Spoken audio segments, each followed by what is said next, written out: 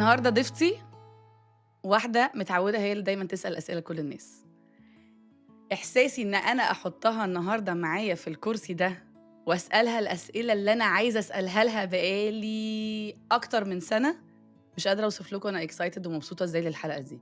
معايا النهارده ليلي محسن، مش بس بني آدمة جميلة، ومش بس بني آدمة أعادة اكتشاف نفسها، ومش بس بني آدمة عندها كنز من المعرفة، لأ، هي أخصائية نفسية، coach، therapist، والfun fact بقى في الحلقة دي عشان أي حد عايز يسألها أسئلة most probably هي مش هتجاوبكم عليها بعد ما نخلص الحلقة دي، رضوى كانت عاملة إيه معاكِ؟ لإن she is my therapist. هاي ليلي.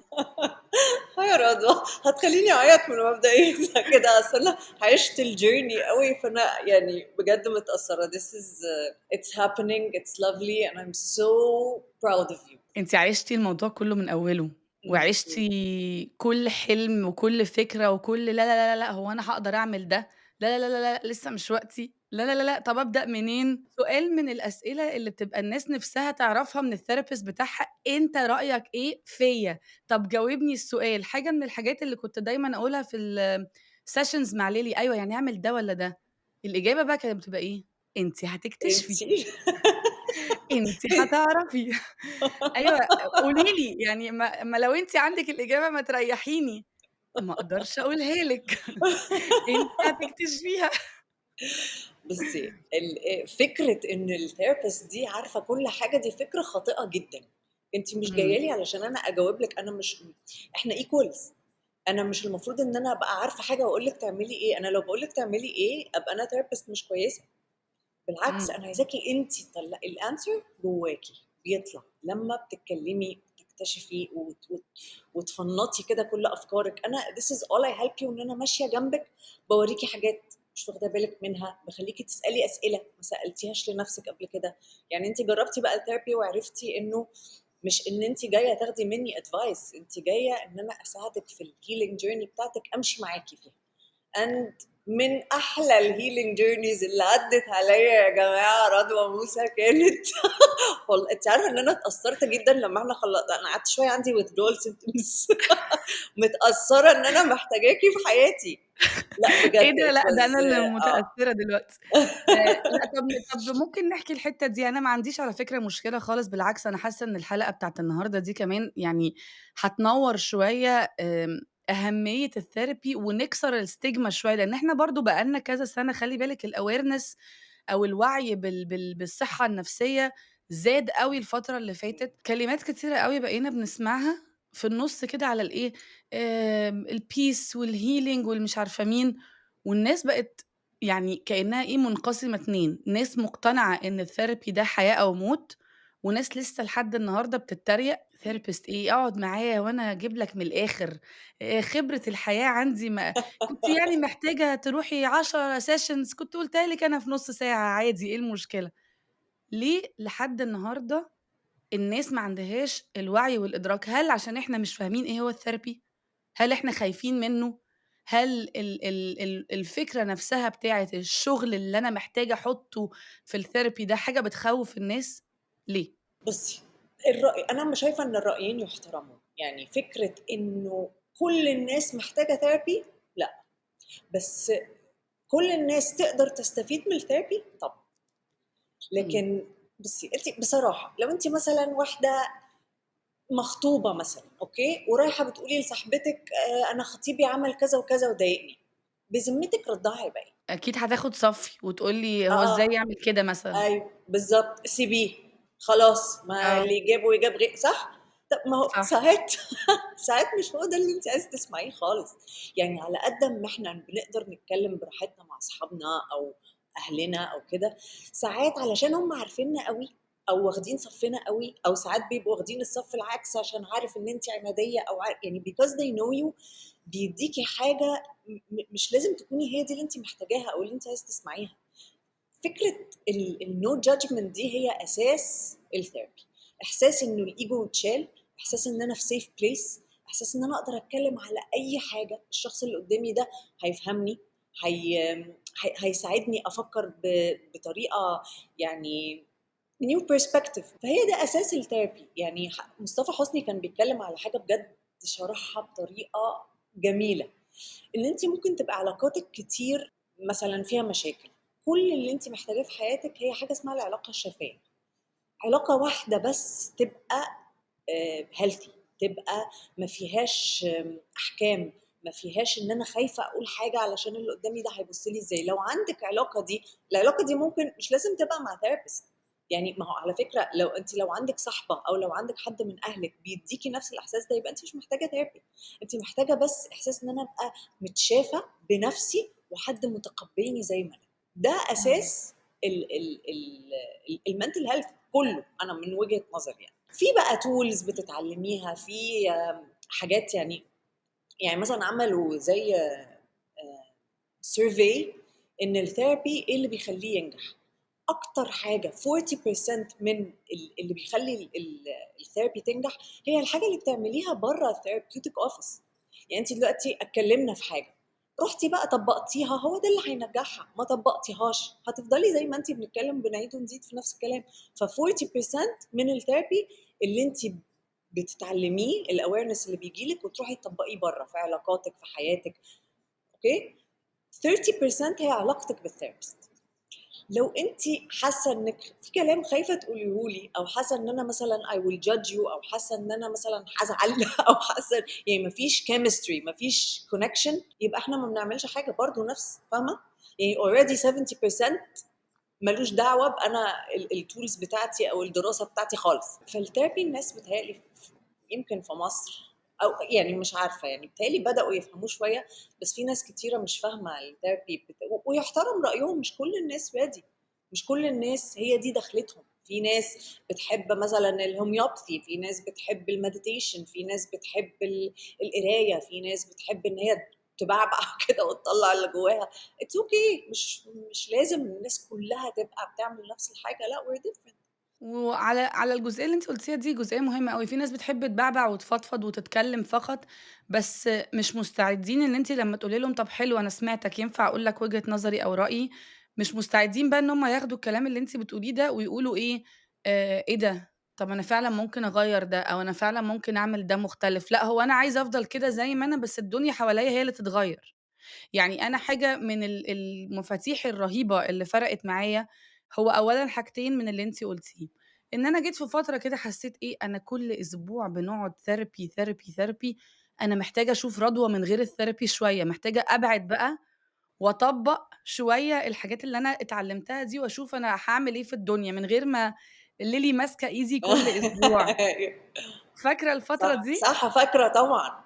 وطبعًا بالنسبة لي فرقت أوي ليه، لإن أنا جرّبت نَفْسي تايهة بقى كده، هي بقى ماما فين؟ يعني أعمل إيه بقى دلوقتي؟ بس بس مش قويتِ. كنت لسه هاقول لِك كان إحساس powerful جدًا وقوي جدًا إن أنتِ فعلًا بتطبّقي اللي بتتعلميه، ففرقت معايا إن بعد كده وما أعتقدش إن أنا كانت هتظهر لي غير لو كنت خدت الbreak بتاع الtherapy في النُص، بعد كده لمّا بقى بنتكلم في حاجة أو بنشتغل على حاجة، بقى تركيزي كلّه أنا مش هاغيّر اللي حواليّا، أنا محتاجة أغيّر نَفْسي. وكلمة أغيّر نَفْسي دي ما بقِتش مخيفة زي الأول، ما بقِتش مرعبة زي الأول، ما بقِتش اللي هو إيه ده بقى هو أنا هاغيّر نَفْسي عشان خاطر الناس، لأ هو أنا كده واللي عايزني ياخدني كده، ما بقاش في العِند ده والego ده، بقى في أنا عندي goal وعايزة أوصل له، والgoal ده لو هاوصل له إن أنا أقعد أتكلّم أو إن أنا هاشتغل أو إنّي هاعمل exercise أو إنّي هاصبر أو إنّي هاسكت و و وأشوف إيه اللي بيحصل حواليّا كده وأتأمّل في الموقف نَفْسه وأحُط نَفْسي مكان الشخص اللي قُدّامي بقى في صبر، صبر في التعامل ونَفَس، يعني الtherapy لو تقولي لي الtherapy ادّاكِ إيه، أقول لِك ادّاني نَفَس، مش بس علم، مش بس صبر، مش بس وعي، بس نَفَس كده للتعامل في الحاجات دي. طب أسألِك سؤال بقى مهم، دايمًا من المشاكل اللي هتموتي أنتِ بنقابلها وتسأليني في مش قادرة هتموتي، مش مصدّقة نَفْسِك إن أنتِ اللي قاعدة في الكرسي ده وأنا اللي مش باسألِك، عارفة، مش يعني عارفة بجد.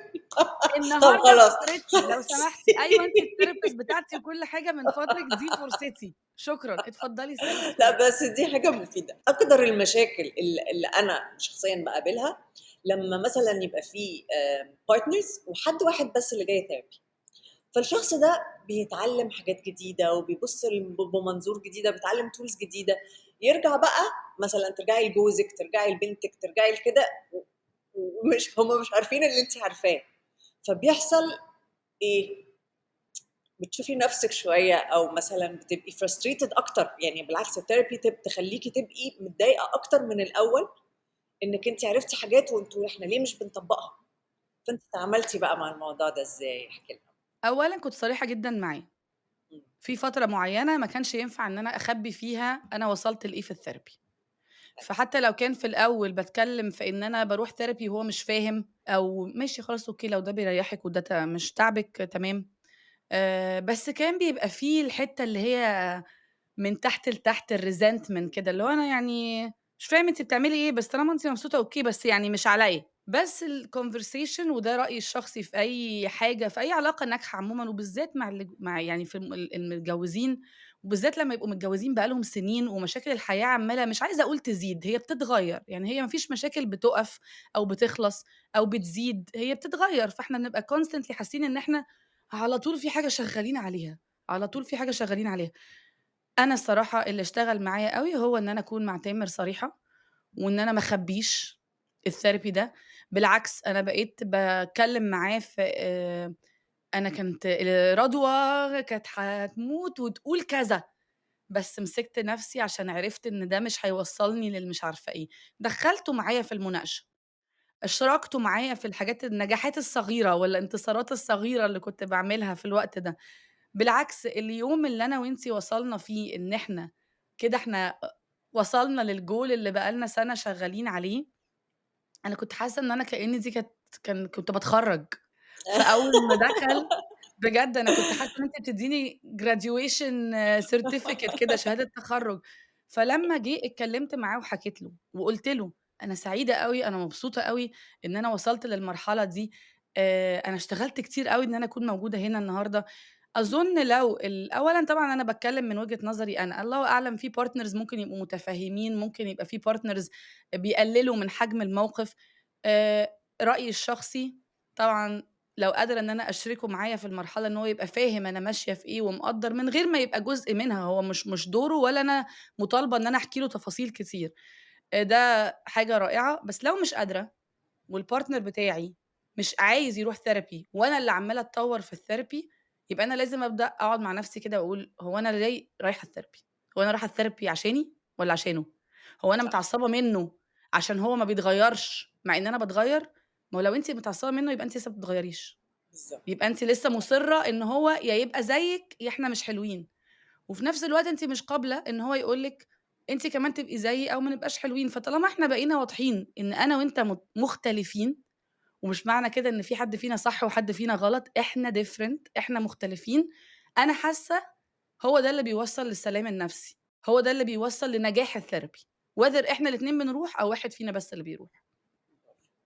يا جماعة أنا فخورة، بجد فخورة. حاسة اللي هو إيه برافو رضوى، آه، برافو، آه. برافو، برافو.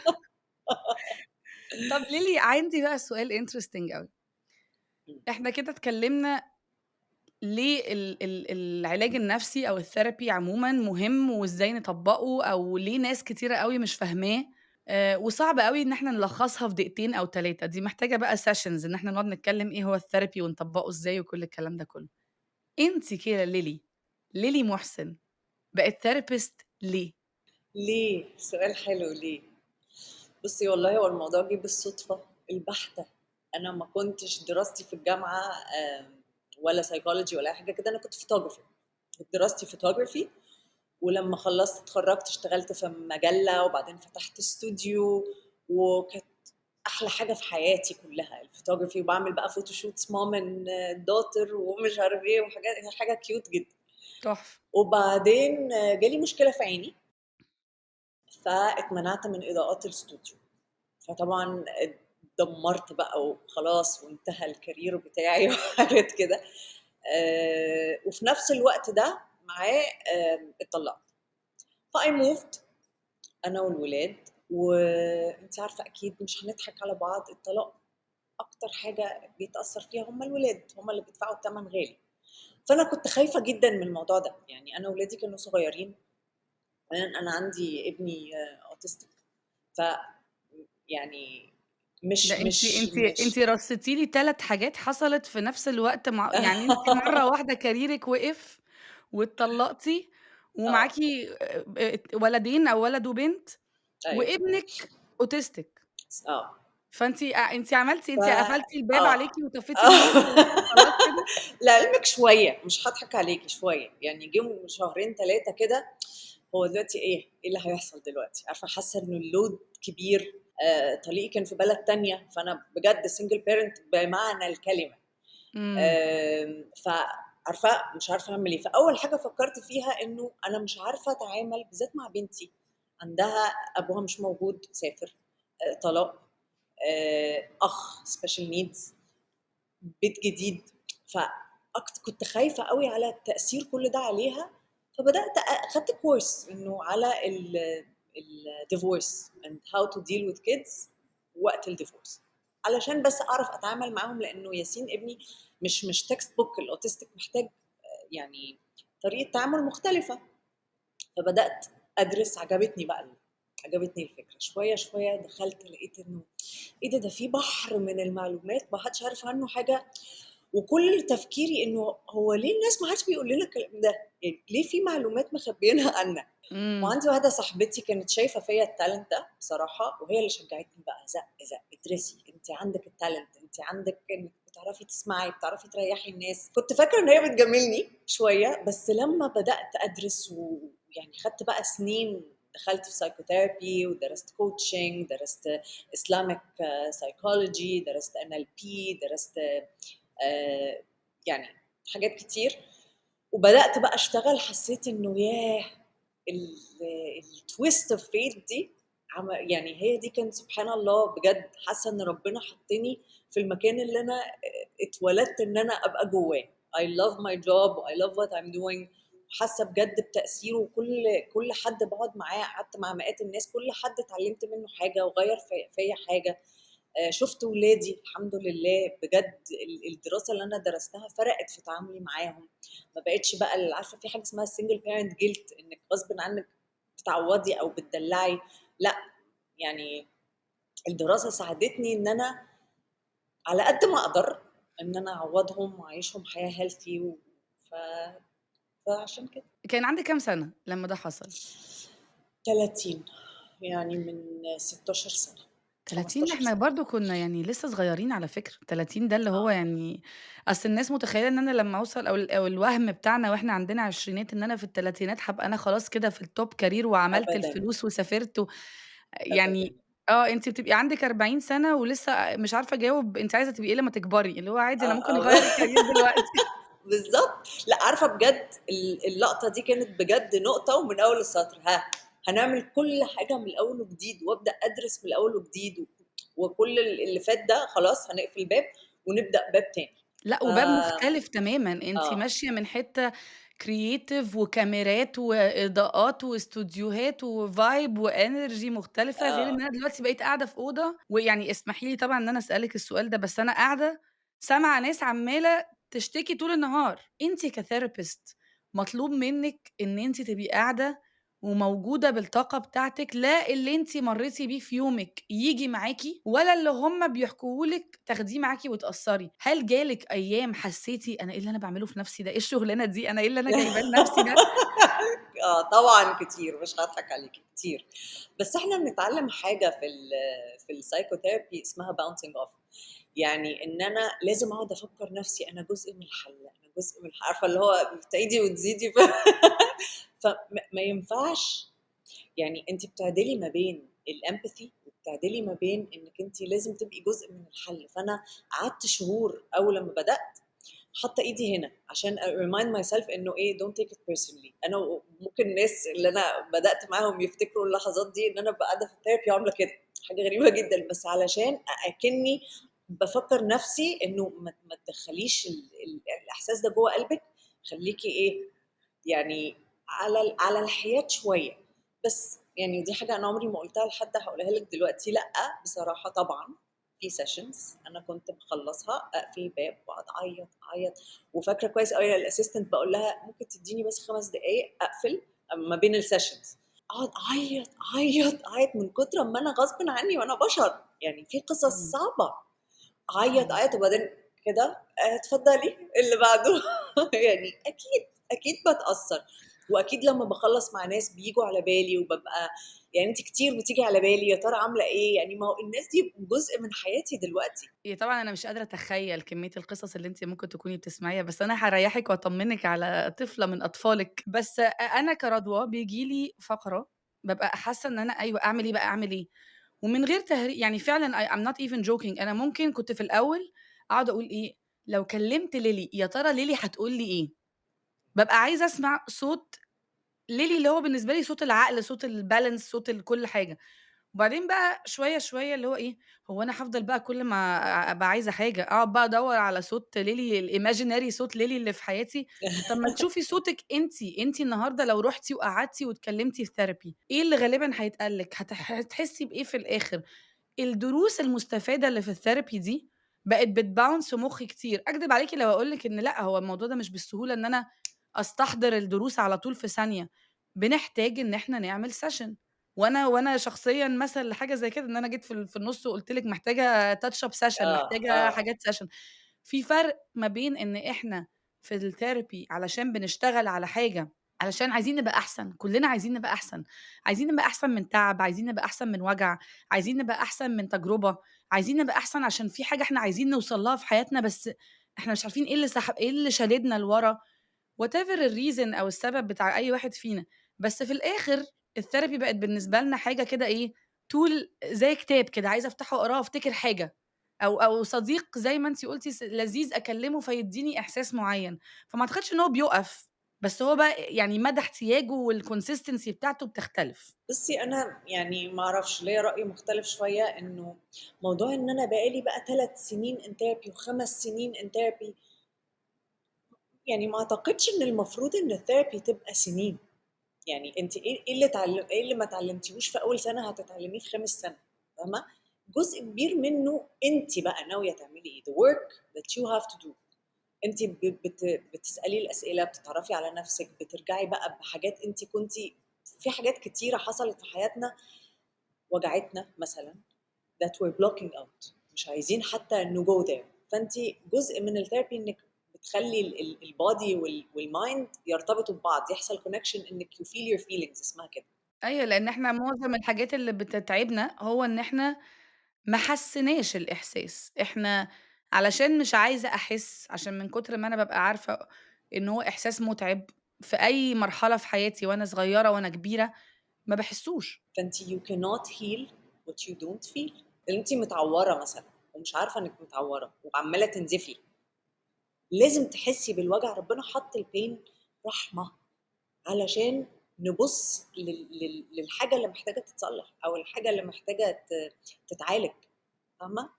فإحنا مش عايزين نحس، مش عايزين نحس بأي negative feeling. ربنا خلق range of feelings، كل feeling منّه ليه دور في حياتنا. ما ينفعش ما فيش زرار أدوس عليه عايزة أحس الأحاسيس الحلوة بس، ما فيش حاجة اسمها كده. أيوه، إحنا كإننا بنبقّي أحاسيس على أحاسيس، يعني بنسمح وبيبقى كإننا كده بقينا أقويا. وده طبعًا موضوع تاني خالص ممكن نقعد نرغي فيه ساعات، إحساس إن أنا لمّا أبقى على طول سعيدة وعلى طول لذيذة وعلى طول متفائلة مش عارفة إيه، يبقى أنا كده قوية، هو ده مش بالعكس أنا كده بالعكس ممكن أبقى تمامًا. عمّالة أكسّر في نَفْسي إني مش سامحة لمشاعر تانية تطلع. بالضبط، أنا لمّا حد بيقول لي أنا حاسة I'm down دلوقتي، أو مثلًا كنت حاسة مبسوطة أوي وبعدين فجأة بال الhighs and lows دي زي مثلًا رسم القلب، هو لو straight line أنتِ dead، ما فيش حاجة اسمها أنا مبسوطة على طول.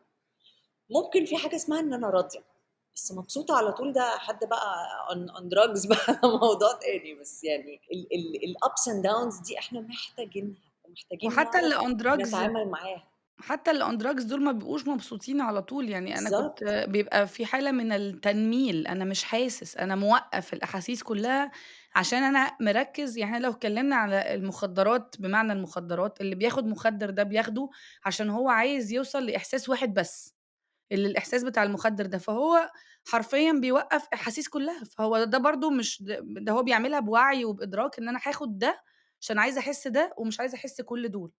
فده ما زلت أنا باخدّر الواقع وباقفل الصح فين بقى. سؤال ليكِ بقى كtherapist تاني، لمّا بنتكلم على اللحظات اللي أنتِ دخلتِ الأوضة وقعدتِ تعيطي فيها وما بين كل session والتانية، أكيد طبعًا بالوقت بقى عندِك الexperience وبقى عندِك الخبرة في إن أنا إزاي أعرف أفصّل يعني ما بين إحساسي الشخصي كبني آدم والقصة اللي أنا سامعاها، بس إزاي بتحطّي حدود أو boundaries ما بينِك وما بين الpatients بتوعِك؟ يعني إزاي النهارده لو أنتِ مثلًا النهارده لسه مخلّصة session في مكتبِك وخرجتِ ونزلتِ وقابلتيها في عيد ميلاد، تعملي إيه؟ مبدئيًا أنا لو قابلتها في عيد ميلاد أنا عمري ما هاروح أسلِّم ولا هابيّن إن أنا أعرفها غير لو هي جات، لإنه في confidentiality هي إمم. فاهمة، لو تعرفني منين؟ لو إحنا نعرف بعض من الأول ماشي، بس إحنا بنتعلم الblocking. المُخ بيشتغل سبحان الله بطريقة غريبة جدًا، أنتِ عندِك القدرة إنِّك to block something out أكنها ما حصلتش، إحنا بنتمرّن عليها أوي بقى، لدرجة إنه أنا مثلًا بابقى قاعدة مع واحدة مثلًا بتحكي لي إنه أبوها اغتصبها مثلًا يعني، فاهمة، حاجة اللي هو حاجة صعبة جدًا، وبعدين أروّح البيت ألاقي جودي بتعمل cookies نشغّل music ونقعد نرقص، ما هو هي بجد ما لهاش ذنب، يعني أنا لازم أفصل إن ده خلاص، أنا عملت اللي عليَّ في وقت الsession، لكن برّه الsession لو أنا فضلت شايلة الbaggage ده، لا أنا بافيد نفسي ولا بافيدها ولا بافيد ولادي ولا بافيد حد.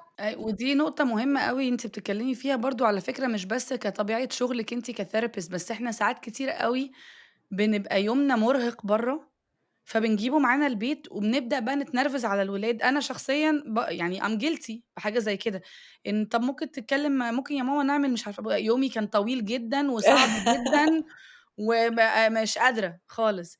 الإحساس بتاع إن إحنا ما نجيبش الضغط بتاع برّه جوّه عشان ولادنا مش ذنبهم.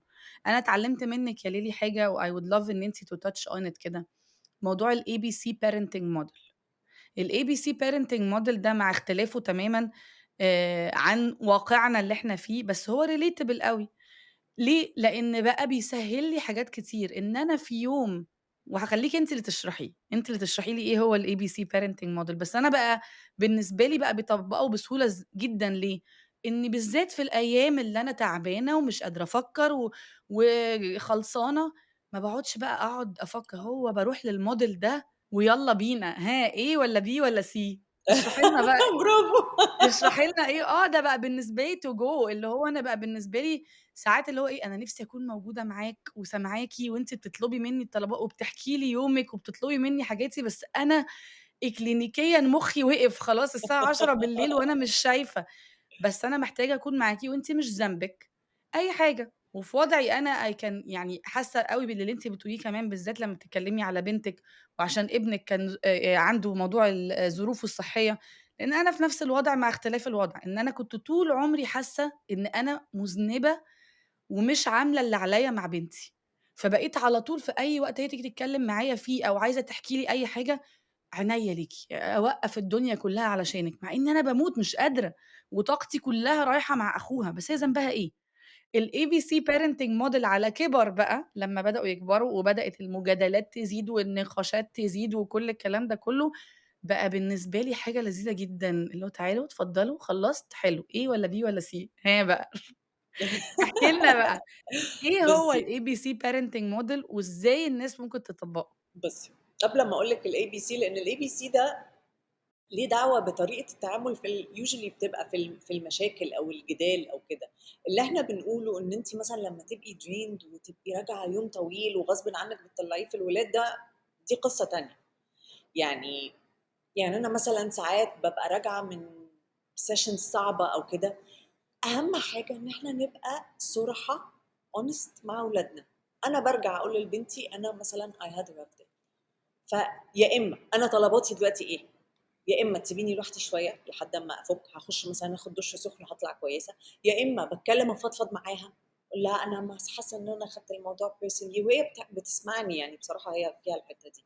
يعني شوفي أنا احتياجاتي إيه وأدّيها لنَفْسي. be honest مع الولاد، إحنا بشر ولازم ولادنا يبقوا شايفين إن إحنا بشر، مش دايمًا perfect ومش دايمًا يعني فدي نقرة، إن أنتِ لو تعبانة اتكلّمي مع الولاد وقولي على فكرة أنا تعبانة، طب اديني بس 10 دقايق اقعد افصل فيهم شويه شوفي اللي انت محتاجاه واديهولك زي ما كده بتحطي الماسك في الطياره لنفسك الاول وبعدين للولاد اتس ذا سيم ثينج ادي لنفسك اللي انت محتاجاه الاول عشان تعرفي تدي دي حاجه الحاجة التانية اللي هي الABC model إن إحنا بنحط كل المشاكل في 3 circles. circle A أنا يعني من وجهة نظري فيها حاجتين، الحاجات الخطر والحاجات اللي هي الvalues بتاعتنا. يعني أنا مثلًا بنتي عايزة تروح معهاش رخصة وعايزة تنزل تسوق مثلًا، ما هو ده مش negotiable. يعني مثلًا أنتِ ما ترضيش مثلًا إن بنتِك تبقى كبيرة ولابسة مثلًا بيكيني على البحر، خلاص حقِّك إنِّك أنتِ تبقي حاطة الrules بتاعتِك، أوكي، فده A. B دي بقى اللي أنا باحب B جدًا، لإن هو بيعلّمنا إن إحنا حد فينا دي بنحط الحاجات اللي إحنا نقدر نتناقش فيها، مرّة أنا هاكسب، مرّة أنتِ هتكسبي. فإحنا بنعلّم الولاد إن هم يبقى يقفوا ويقولوا الargument بتاعتهم بطريقة مقنعة، إن هم يبقوا مقنعين، إن هم يبقى لهم صوت، إن هم يبقى لهم رأي. فبندّي للولاد power شوية، إنه يعني اقنعيني أو أقنعِك، فبيبقى فيها هات وخُد. دي circle B. يعني مثلًا أنا عايزة أروح camp مش عارف فين، طيب ده هيأثّر على المذاكرة بتاعتِك، طيب ده إحنا معناش فلوس ليه دلوقتي، طيب بناخد وندّي مع بعض. دي بتعلّم الولاد إن هم مش بقى إحنا عايشين في حياة أنا بقى كلمتي اللي ماشية وخلاص، ولا الدلع بقى اللي هو كل اللي أنتِ عايزاه مُجاب، في حاجة في النُص، إن إحنا نوصل بعد بيتعلّموا negotiation skills بالضبط كده. إن إحنا برضه كمان في نوع من أنواع التوازن، يعني اللي هو بدل ما نطلع للأب والأم اللي هو طَب ليه يا بابا لأ، هو عشان أنا قُلت كده because I said so. because I said so دي أنا كteenager وبالذات في حالتي أنا مثلًا كانت مامتي متوفية، فأنا ما فيش غير أبويا، فأنا لأ، أنا مش مقتنعة خالص باللي أنت إيه بقى أنت قُل، يعني مع احترامي لحضرتك عمري ما قُلتها لأبويا طبعًا، لإن أنا أبويا ده بالنسبة لي حد كبير أوي، بس كنت دايمًا في جدال بيني ليه، ليه، ليه، ليه؟ يعني لمّا بتوصل بقى عشان أنا قُلت كده، ماشي هو أنا مضطرة في الآخر أعمل اللي أنت بتقوله عشان أنت أبويا، فمش هينفع أكسّر لك كلمة، بس أنا كان نِفْسي في مواقف معيّنة في مرحلة عمرية معيّنة اللي هو إيه، طَب ممكن أنا كمان أقول ينفع حضرتك بس أقول أنا بالذات كمان أي حاجة؟ بالذات الجيل ده محتاج يفهم. يعني أنا كنت دايمًا باقول لِك مهم جدًا إن يبقى في family meetings مرّة في الأسبوع، هنحط الrules والrules دي نبقى متفقين عليها، واللي مش عاجبه هنتناقش فيها، بس يعني يبقوا فاهمين الrules ونبقى جواها. لكن أنا عشان أنا قُلت كده، ما هو يا إما هيبقوا rebellious يا إما هيبقوا ما لهمش رأي وما لهمش صوت، والاتنين وحشين.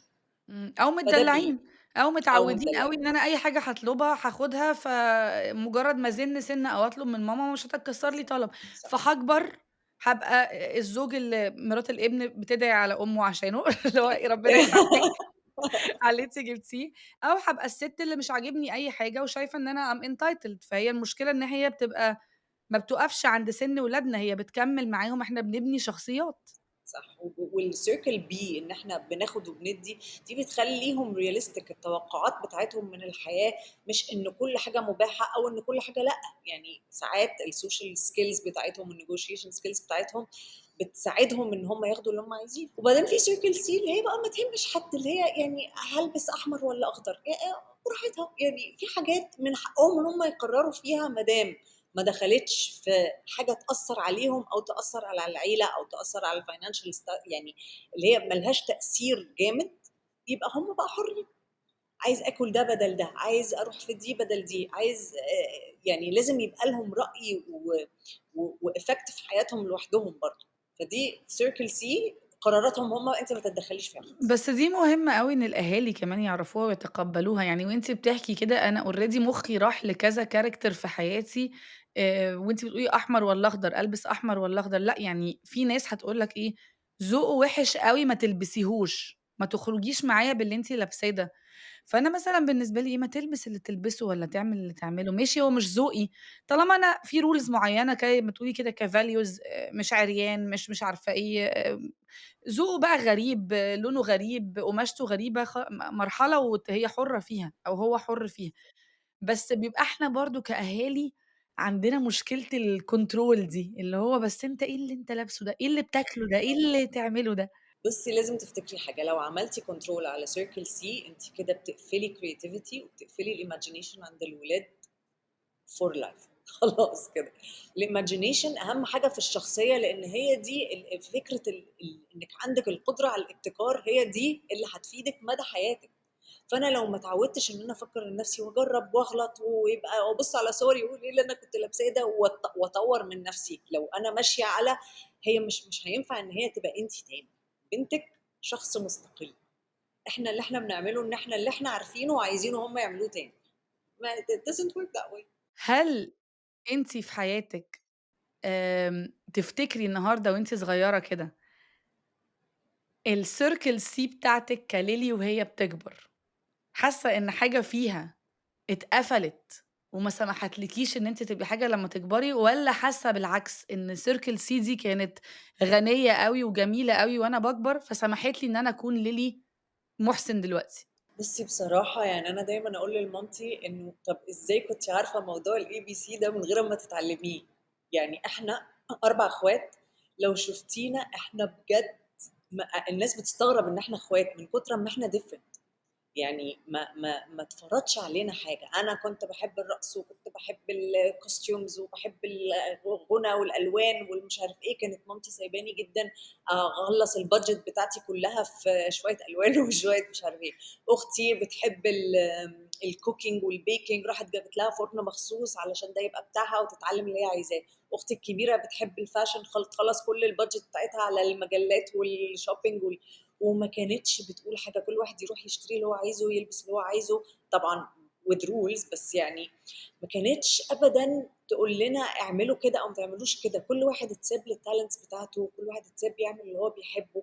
أنا دخلت photography ما كانوش يعني مبسوطين أوي بالفكرة، بس عشان ده اللي أنا باحبه، يعني أكيد عايزينّي أبقى دكتورة والّا مهندسة بس لأ بالعكس، علشان سابوا لنا الحتّة دي، يعني مامتي كانت دايمًا بتقدّر فكرة إن كل واحد عنده talent أو هدية من ربنا ولازم يستغلها. وفعلًا يعني أختي الكبيرة طلعت في الfashion ودلوقتي عندها her own line علشان اتسابت لها الحتّة دي. يعني فاهمة؟ فاهمة أوي، فاهمة أوي إحساس إن إحنا فاهمة أوي ومبتسمة عشان أنا كنت وأنا صغيرة كان دايمًا بيتسأل لنا السؤال، أنا بادين أوي بالجزئية دي لأبويا، وأعتقد لو كانت أمي عايشة كانت هتعمل نفس الموقف، بس أنا غصبٍ عني الجزء بتاع حياتي وأنا كبيرة دايمًا بادين بيه لأبويا، لإن ما استمتعتش بأمي فيه الله يرحمها. بس بادين بيه أوي ليه؟ لإن أنا كنت طول عمري طفلة رغاية جدًا، جدًا، وعلى طول عندي قصص وترجعي آه. بُصّي بقى أقوم من النوم أحكي لِك أنا حلمت بإيه، وأرجع من المدرسة باحكي لِك كل حاجة بالتفصيل.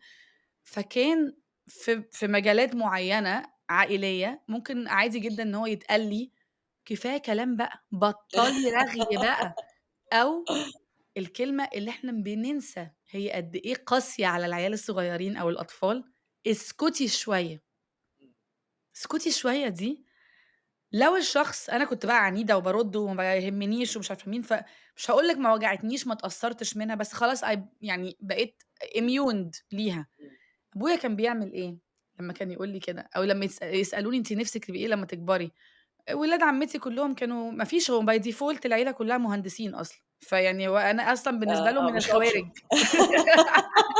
يعني أنا أصلًا بالنسبة لهم اللي هو إيه مين التجارة دي فين؟ ده دي كلية معانا في الجامعة الbusiness ده حاجة معانا كده.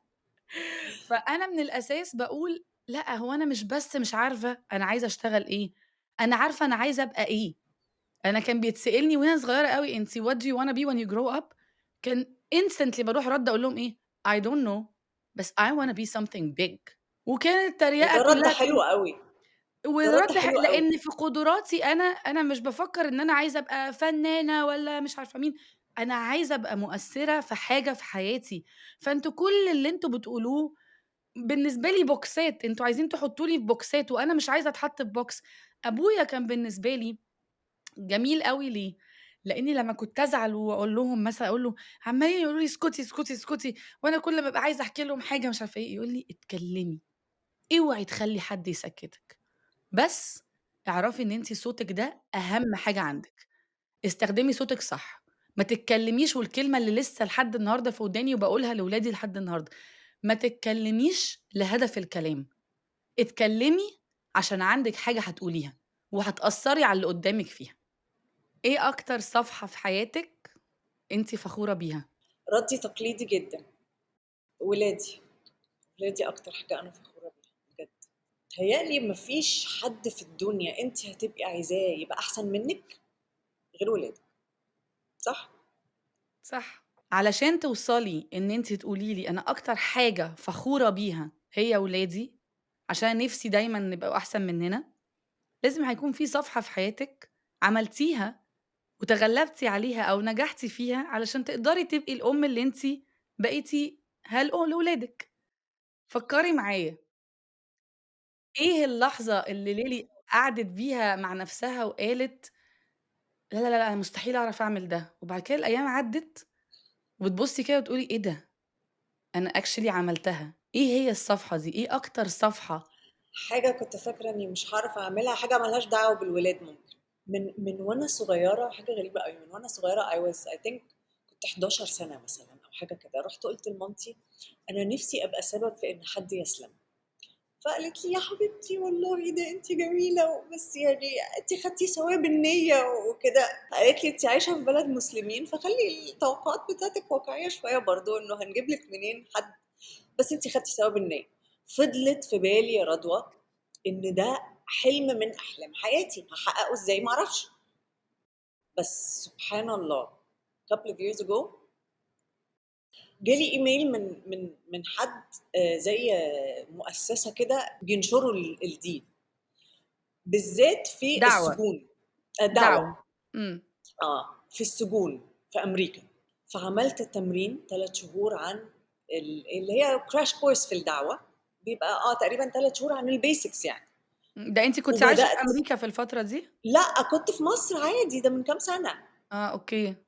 عملتها online الcrash course ده، وبدأت باكلم الناس في السجون، أشرح لهم عن الإسلام، وعلشان أنا برضه عندي therapy فالدخلة كانت بتبقى سهلة، لإنه يعني تقريبًا متهيأ لي 99% من الناس هيبقى عايز يتكلم مع therapist why not يعني it's free. فأنا كنت بادخل الدخلة دي، فواحدة منهم عجبتها وقعدت تسألني وأسلمت على إيدي، وقالت ده الشهادة على قريب، ده إيدي. الكلام ده قريب؟ ده سنة من سنتين تقريبًا. واو! بس اللحظة دي متهيأ لي إن هي من أحلى لحظات حياتي، إن إزاي الواحد ممكن يبقى بيحلم بحاجة ما فيش أي دليل إن هي ممكن تتحقق. باقول لِك أنا كام دلوقتي مثلًا 30 حاجة و30 سنة باحلم بحلم مش هيتحقق، لإن أنا كل اللي حواليّا ناس يعني عرب مسلمين، هاجيب منين؟ وحتى أنا لمّا عِشت في أمريكا شوية ما كانش في الpossibility دي خالص. فإنه الحلم ده ربنا يجيبه لي لحد عندي، ما لأ، دي كانت بيتهيأ لي أحلى لحظة في حياتي، ومن ساعتها وأنا باقول نحلم، والله احلمي بالحاجات اللي متخيلة إن هي ممكن مستحيل تحصل، وif you really really من جواكِ بجد نيتِك صادقة إنِّك أنتِ عايزة تعمليها، ربنا بيفتح أبواب ما تتخيليش إن هي ممكن تتفتح في يوم من الأيام. يعني اللقطة دي أنا بعد ما قفلت مع الست وهي قالت شهادة عارفة أتشاء هو ده حصل؟ هو ده بجد حصل؟ يعني إزاي؟ قُلت سبحان الله بجد إن الواحد لو نيته صادقة في الحلم بتاعه، وإن هي حاجة تفيدِك وتفيد الناس يعني it will come. لأ وبُصّي أنتِ الأحلام قُلتيها كلّها لمامتِك بتتحقق. إمتى يعني قُلتيها وأنا لمامتِك عندي بدري أوي 11 سَنة والله. واتنفّذت إمتى؟ اللي هو إحنا بنقول آه. إحنا بنوقّف نَفْسنا إن don't give أنا up. كبرت أوي، أنا too late إن أنا أغيّر career too late إن أنا أحلم حلم جديد، أو اللي أنا شُفته في حياتي كان كتير أوي، أنا لسه هابدأ من أول وجديد. اللي أنتِ بتقوليه ده بيكسر طبعًا كل المقاييس دي، وبيقول إن إحنا في أي وقت عايزة أفكّر في حاجة وعايزة أحلم بحاجة وعايزة أنفّذها، أسعى لها وهتتنفّذ. أنا أغلب الناس اللي أنا اشتغلت معاهم بدأوا يحققوا أحلام حياتهم في الأربعينات، تصدقي؟ أنا الأربعينات دي بالنسبة لي مرحلة جميلة جمال ما لهاش بجد، لإن أولًا أنا في حالتي أنا الأربعينات دي كانت لإن أنا التلاتينات بتاعتي كلّها راحت خالص، يعني أنا تلاتيناتي كلّها كانت مش عايزة أقول راحت، أنا بس تلاتيناتي دي كلّها كانت في مرحلة معيّنة من حياتي وهو أم لمريض سرطان، هم ال10 سنين دول وقّفت دنيتي كلّها، وقّفت حياتي كلّها وأنا مركّزة على جزء واحد من رضوى وهي إن هي أم، وأم لمريض سرطان. بس إحنا مش بس أمهات، إحنا جوانا حاجات كتيرة أوي تانية كتير، وحسيت إن أنا في درج كده فتحته وقفلته بكل أحلامه، بكل أفكاره، بكل حاجة، فجات الأربعينات بقى اللي هو إيه، يا رب الجمال ده! ده جميل، ده الناس كانت خايفة أوي من وعش الأربعينات ليه؟ وعشان كده في سبب إنه رقم 40 سِن ال40 مذكور في القرآن، ما هو سيدنا لإن هو محمد عليه ده الصلاة والسلام خَد الوحي إمتى؟ سِن 40 أيوه، إن هو بالضبط. ده السِن اللي فعلًا مُخِّك بقى بيكتمل فيه، وبتبقي بجد عارفة أنتِ عايزة إيه، وبتوصلي إنِّك خلّصتِ المسؤوليات بتاعتِك، وفضيتِ بقى شوية لنفسِك، وتقدري تحققي أحلامِك من غير أمّا تبقي حاسة بالذنب إنِّك أنتِ مقصّرة مثلًا في حاجة، فit's the perfect timing, it's never too late. إيه الصفحة اللي في حياتِك اللي نِفْسِك تنسيها وتقطّعيها، كإن هي عمرها ما حصلت؟ مش عارفة يعني بيتهيأ لي كل الغلطات اللي عملتها في حياتي، بس لأ، مش هاقطعها، لإنه كل الغلطات اللي أنا عملتها في حياتي هي اللي وصّلتني للي أنا فيه دلوقتي، إن أنا غلطات علّمتني، وفي غلطات كسرتني وخلّتني أبقى يعني متواضعة، عارفة لمّا تبقي عايشة وفاكرة إنه أنا عمري ما أقع مثلًا في الغلطة دي وتُقعي فيها، فنظرتِك للناس بتختلف، إنه بالعكس أنا أحسن ناس كتيرة يعني أحسن منّي 100 مرّة، غلطوا غلطات أوحش منّي مليون مرّة، الغلطات هي اللي بتخلّينا نتعلّم ونقوى ونحس باللي حوالينا وترقّق القلب وتفتّح مدارك المُخ، يعني لأ مش حاسة إن في حاجة عايزة أمسحها بالعكس، في حاجة طبعًا أكيد حاجات ندمت عليها، بس لو ما كانش حصل ما كنتش هابقى مركّزة أوي مع ولادي كده، وما كنتش هاروح أدرس كل اللي أنا درسته ده، وما كانش هيبقى يعني لأ، هو الحمد لله ربنا يعني في باب اتقفل، بس في باب تاني كبير اتفتح. الchapter ده في حياتِك أو الفصل ده في حياة ليلي محسن، اسمه إيه؟ surrender ومستمتعة بيه جدًا، جدًا، جدًا، أنا مش قادرة أقول لِك أنا عِشت حياتي إزاي بعافية، ولأ يعني إيه ابني ما يتقبلش في مدارس طبيعية، ويعني إيه مش عارف ويعني إيه ما ينفعش أصوّر كل حاجة كنت عندي رفض تام لأي حاجة وحاسة إن أنا هاغيّر كل حاجة وأنا مش هاقبل بالوضع كما هو عليه، تعبت، لأ دلوقتي حاسة إن أنا مسلِّمة جدًا تسليم.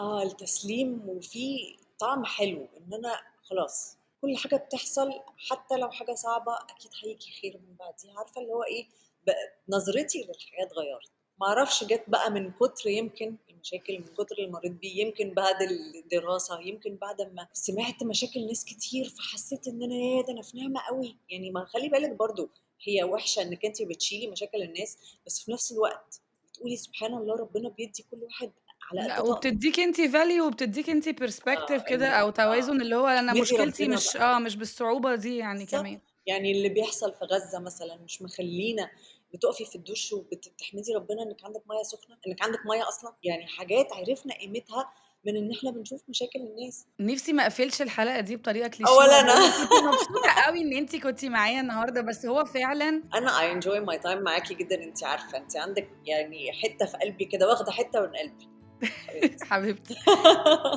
thank you for being with me النهارده، ومتشكرة أوي إن أنتِ كنتِ معايا في أول season في نقطة ومن أول السطر، ويعني لحلقات تانية كتيرة جاية بإذن الله.